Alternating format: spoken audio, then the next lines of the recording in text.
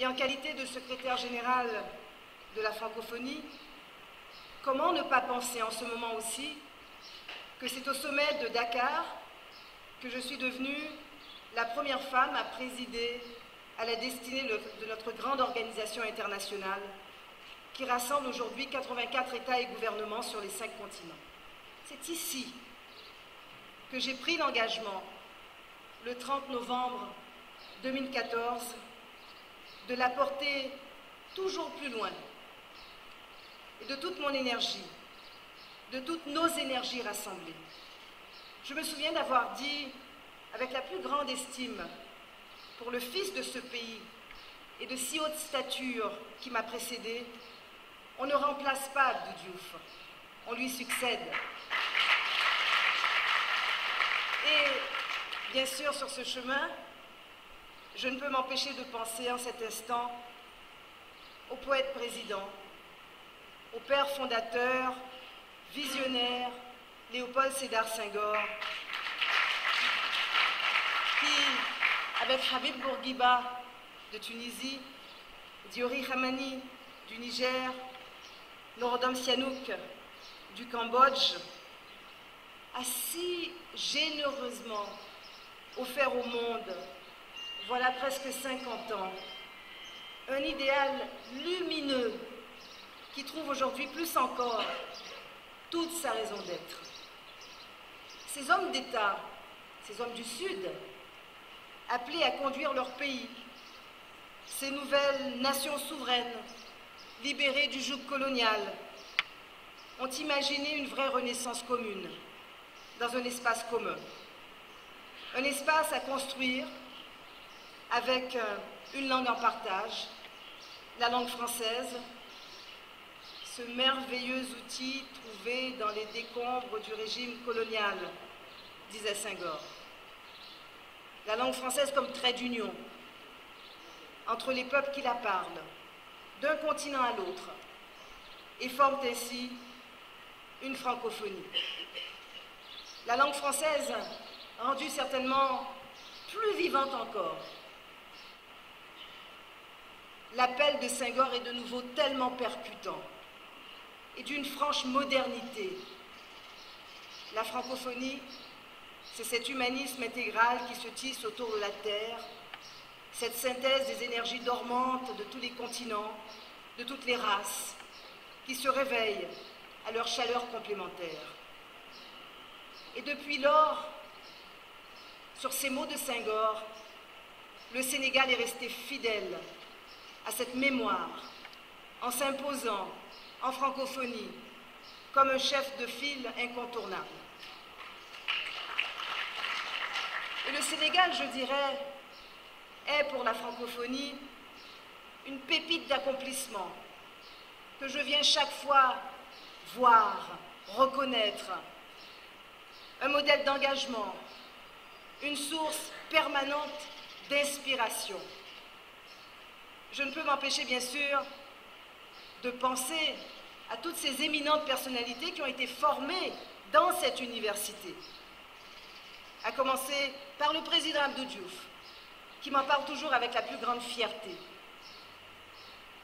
À titre plus personnel, je ne peux m'empêcher de penser aussi à Jacqueline Scott Lemoine, d'Haïti comme moi, cette grande femme de théâtre, cette grande femme de parole, que j'ai vue pour la dernière fois ici même dans cette université.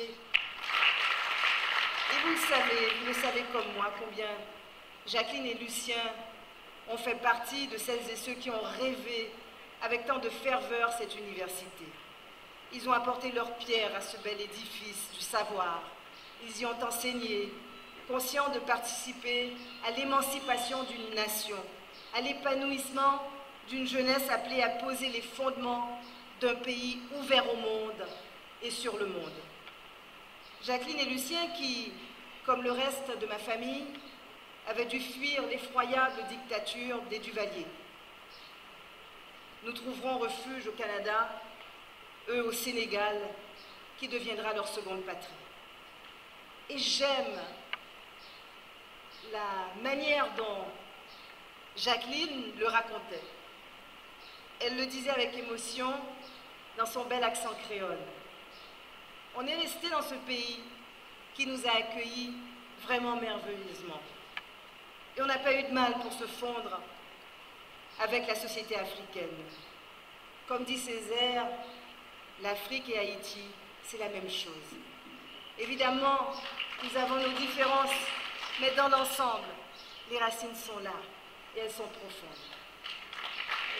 Chaque fois que je foule la terre rouge de ce continent de toutes nos origines, ce continent berceau de l'humanité, chaque fois, je vis cette sensation poignante de revenir au foyer, au premier terreau de mes racines devenues rhizomes. Chaque fois, la pensée heureuse et malheureuse des origines. Le sentiment du retour au point d'arrachement de ces millions et millions d'hommes et de femmes, de garçons et de filles, nos pères, nos mères, nos frères et nos sœurs, capturés, enlevés pour être livrés au pire que l'on puisse imaginer. La déshumanisation, la dépossession de tout et de leur dignité. La déportation sur les circuits de la traite ignoble vers les colonies des Amériques. Et l'on ne parle que peu de ces dizaines de millions de tués dans les chasses à l'homme des rabatteurs, ou qui périront enchaînés dans la longue marche, la traversée des terres jusque vers les lieux de rétention et d'embarquement sans retour. On ne comptabilise pas non plus les milliers jetés par-dessus bord, morts durant la traversée pénible et dégradante vers l'enfer indescriptible qui les attendait. L'esclavage est toujours et encore une réalité. Parce que le trafic d'êtres humains est encore une réalité.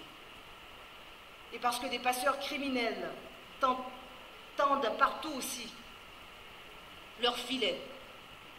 Parce que derrière les flux migratoires d'aujourd'hui, et qui n'ont jamais été aussi importants depuis la fin de la Seconde Guerre mondiale, se cachent des misères, du désespoir et du désenchantement, des situations de sous-développement intenables, des terres dégradées qui forcent à fuir, des circuits de prédation et d'exploitation toujours inhumaines.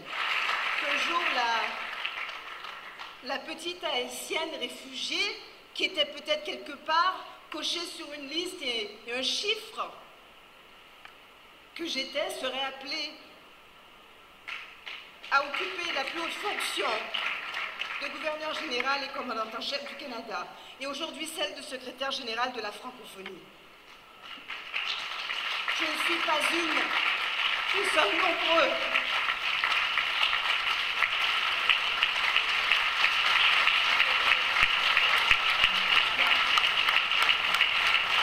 Et je veux dire que chaque jour,